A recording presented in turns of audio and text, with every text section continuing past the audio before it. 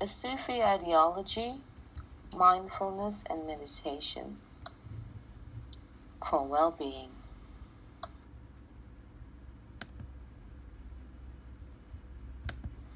The proposed intervention is based on breathing techniques and releasing negative thoughts that create negative emotions, predominantly stress.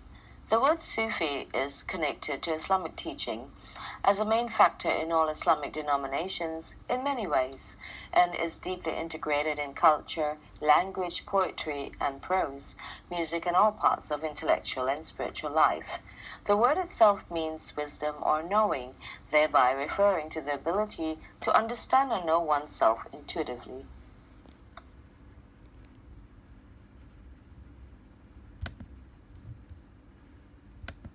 Muslims have a strong belief in reliance on Allah, God, that affects them relationally, cognitively, behaviorally, and emotionally.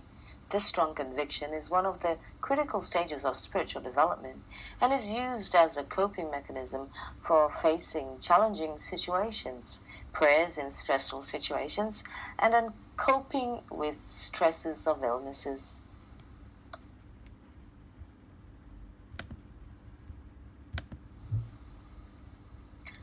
In recent times, Muslims in general have undergone massive stressors from after 9/11 to Arab Spring wars in their native countries.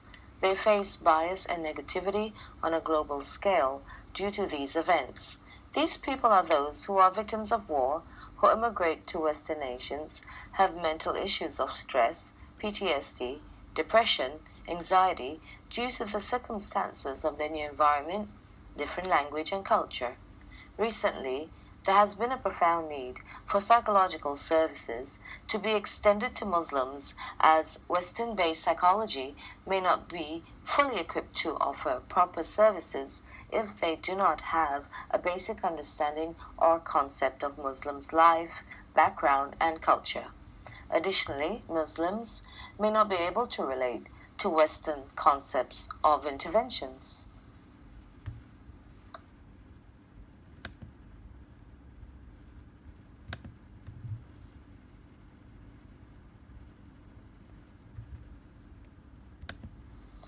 Recently, Pew Research Center 2017 reported that Muslims in Europe are projected to increase even without further immigration. By 2040, Muslims will become the second largest population in the US. Globally, by 2035, Muslim babies born will outnumber Christians. By 2060, there is estimated to be an equal amount of Muslims to Christians, which makes this group the fastest growing religious group in the world today. Therefore, with these statistics, one can hardly ignore the fact that the science of psychology needs to begin understanding and recognizing Eastern psychology of Muslim communities as much as they do Buddhist and Hindu culture.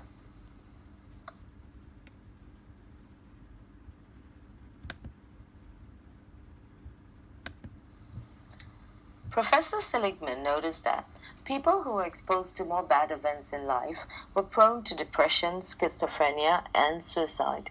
He also noted that these events made individuals passive and left feeling helpless, so much so they could not see the success of what they were doing and how it could positively affect their futures.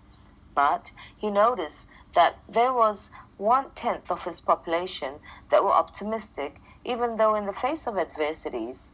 But with each negative event occurring, they would cognitively respond by offering themselves motivational thoughts that the events were temporary and would improve. The author calls this learned optimism.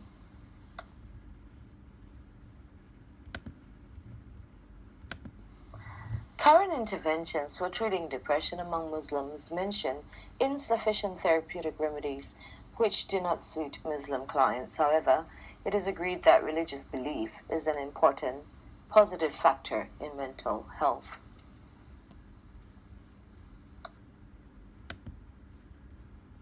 Therefore, it is expected that a combination of mindfulness and meditation techniques may alleviate stress. Mindfulness is deepening conscious attention to a cause or activity which triggers awareness and enjoying the quality of an experience.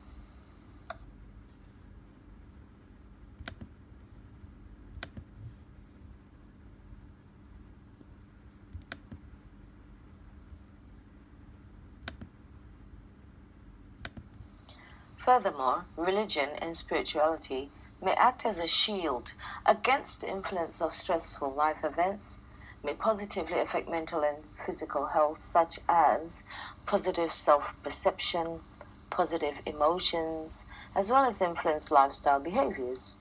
Religion can promote lower risk behavior and increase healthy behavior, enhance effective coping skills during stress, illness, provides larger and stronger social networks, support, and integration in society.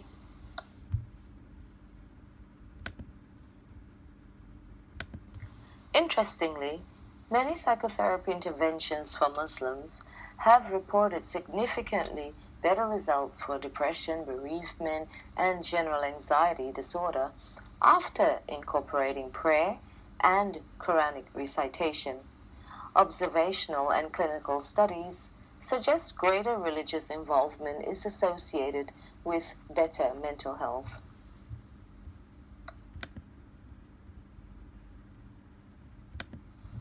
Indeed, a 60-item psychological measure of Islamic religiousness scale may be used to establish a scientific-based multidimensional understanding of Islam, which is needed to help understand Muslim clients.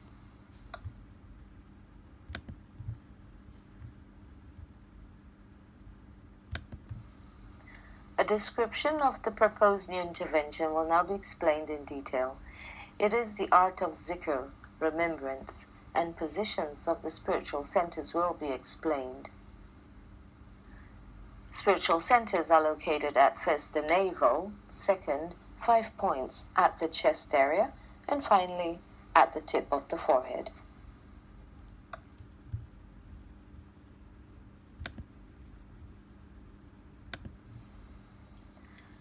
The first step, breathing in while focused on the navel area, silently saying Allah, holding and carrying the breath through the chest area, envisioning it revolving through the spiritual centers, then guiding the breath to the forehead area, stopping and saying Hu, then releasing the breath with saying Allah, silently. The entire phrase is Allahu Allah, is repeated as a loop. This slow breathing is done for 5 minutes.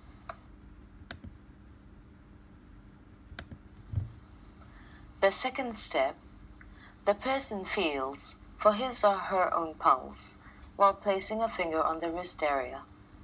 When the pulse is felt, the person follows the rhythm of the heartbeat and says Allah silently, with each heartbeat following the heart rate, imagining the heart organ area as the main spiritual center. This is done for 5 minutes.